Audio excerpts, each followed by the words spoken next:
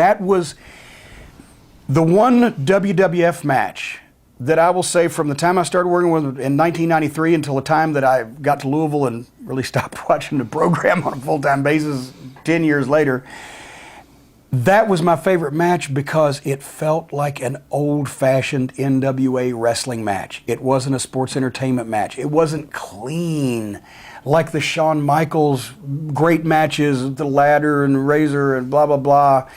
It was dirty, it was real, it was more like a Mid-South or a Mid-Atlantic match. You felt it, you believed it, the blood, the people were into it. I loved that fucking match. That's the one I pick if I have to, you know, call a WWF match that I really, really liked. Shamrock was the referee. Yes. He'd been in training for a couple of months. Is it a risk to put someone that new in the ring? No, especially with Bret to captain it at that time, because Steve obviously was a great worker, but he wouldn't have been the person to take control at that time. He would have been Bret.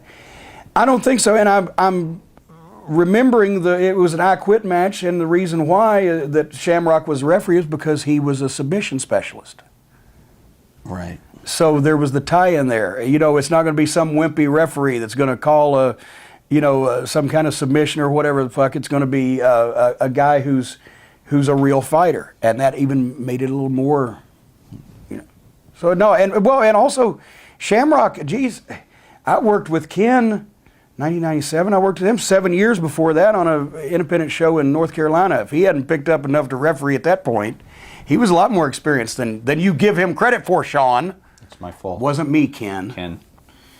If you ever show up to any of these conventions that you get booked for, please don't hurt me.